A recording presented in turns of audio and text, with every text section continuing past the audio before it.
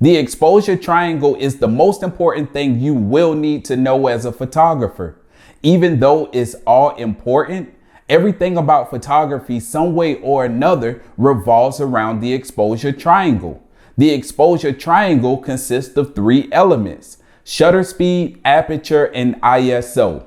These are the three elements that controls the light coming through your lens to create the photo you're taking. All three have to be balanced in order to create a properly exposed photo.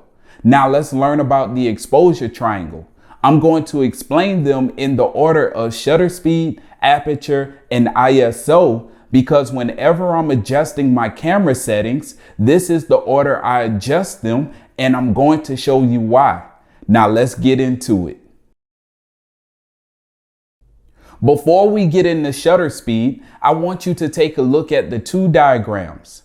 The first diagram shows the camera when it's not taking a photo, and the second diagram shows the camera when it is taking a photo. Now, first, I want you to pay attention to the sensor. I explained in the last class why the sensor is the brain of the camera, and now I'm going to show you how the exposure triangle affects what the sensor captures. Now we can start with shutter speed. The first diagram shows the shutter closed, and the second diagram shows the shutter open. The camera is taking the photo while the shutter is open, and once the shutter closes, the sensor captures the finished photo. So I want you to look at the shutter as the gatekeeper to the sensor. Light can't communicate with the sensor unless the shutter gives it permission. And this is where shutter speed comes into play. Shutter speed controls how long the shutter is open, or going back to the previous example, shutter speed controls how long light can communicate with the sensor. The shutter opening and closing is actually the sound you hear when you take the photo. Shutter speed ranges from 1/4000th of a second to 30 seconds, with some cameras having a different range. Within this range is a fast shutter speed and a slow shutter speed.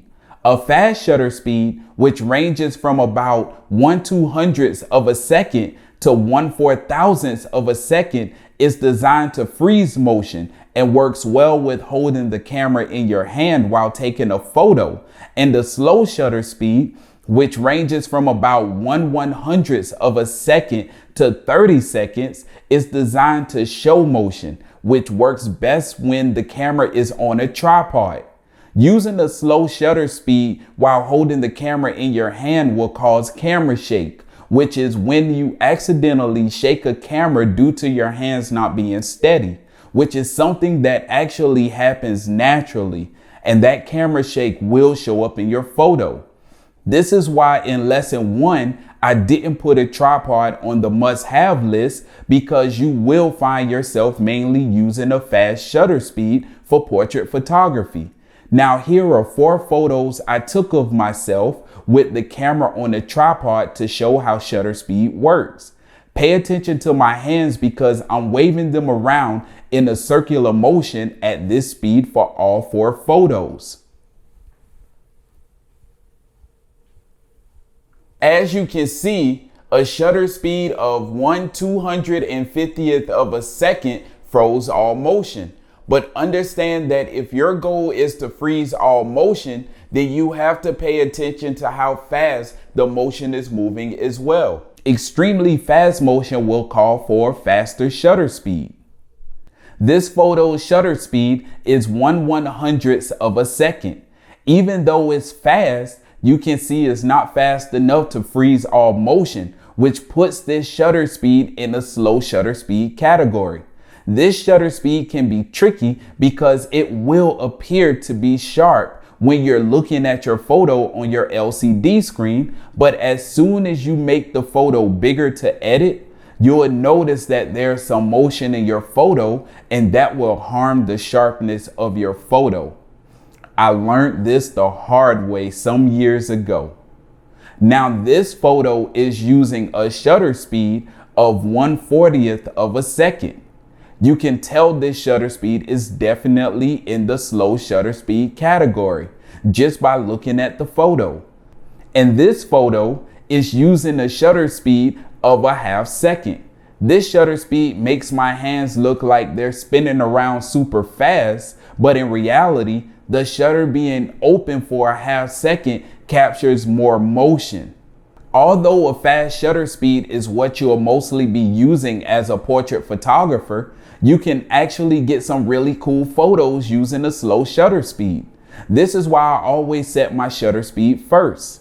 Now, once I set my camera to either freeze or show motion, it's now time to determine my depth of field, and that is done with aperture. So let's go ahead and move on to aperture. Now that you understand shutter speed, let's look at the diagram again, but this time pay attention to aperture. Aperture is a hole in the lens that controls how much light is able to make it through the shutter into the sensor. Aperture is measured in f-stop, and the f-stop number will determine how big or how small the hole will open. F-stop generally ranges from f-stop 1.4 to f-stop 22. The lower the f-stop number, the bigger the hole will open, and the higher the f-stop number, the smaller the hole will open. Knowing that is key to aperture because there are two types of aperture you will need to know. Those two are a wide aperture and a narrow aperture. A wide aperture is when you use a low f-stop, which will make the hole bigger and bring in more light.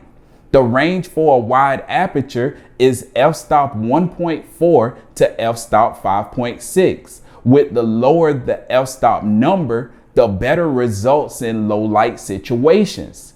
And the narrow aperture is when you use a high f-stop number, which will make the hole smaller and bring in less light.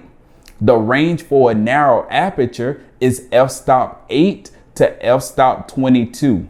Knowing when to use a wide aperture or a narrow aperture is key to depth of field.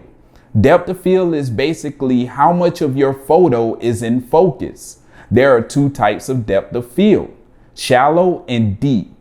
A shallow depth of field is when you see a photo of a person or subject in sharp focus while the background is blurred. And this is why I recommended the 50mm f-stop 1.8 prime lens. Having the ability to have access to f-stop 1.8 will allow you to use a wide aperture in any lighting situation, so you can get a shallow depth of field, which is great for portrait photography. The 50mm lens is also great for portrait photography as well, but we'll dig deep into why later in this course. Now, a deep depth of field is when the entire photo is in sharp focus like you would see in landscape photography. Now take a deep breath.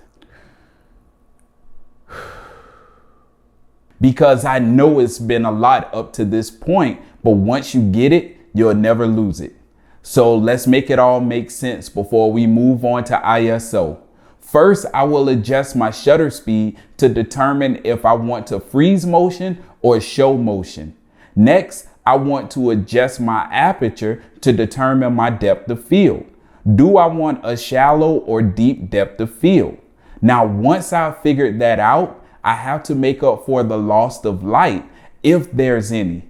This is where ISO will come into play. Now let's move on to ISO.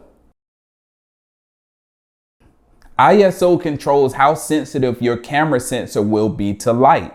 ISO ranges from 100 to 32,000.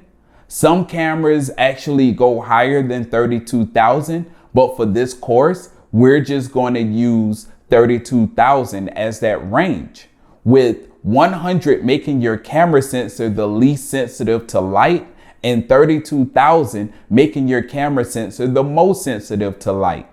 So here's how ISO works. Once you adjust your shutter speed and your aperture, you may still have a photo that's underexposed, meaning your photo is still too dark. So you'll adjust your ISO to make up for the difference for the lack of light.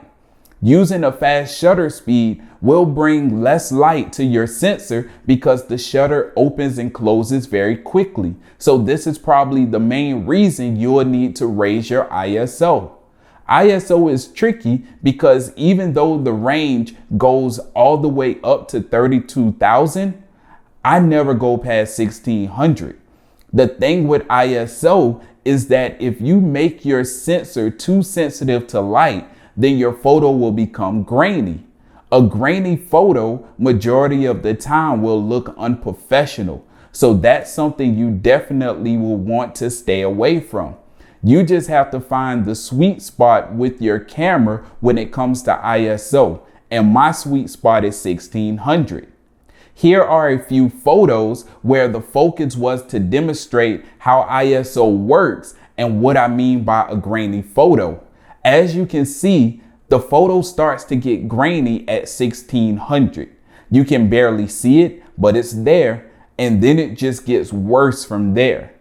But in situations where there's a lot of available light, you won't really need to raise your ISO high enough to produce a grainy photo. But if there isn't a lot of available light, then you may need to raise your ISO to compensate for the lack of available light. This is how ISO works, and that's how the exposure triangle works together. All three must be in balance in order to produce a properly exposed photo. But in low light environments, you will run into the situation where properly balancing your exposure triangle still won't bring in enough light. You can turn your ISO up high enough to compensate for the lack of available light. But like I was saying earlier, you may produce a grainy photo, and that's where your external speed light flash will come into play. So you guessed it, our next class will be flash. So I'll see you there.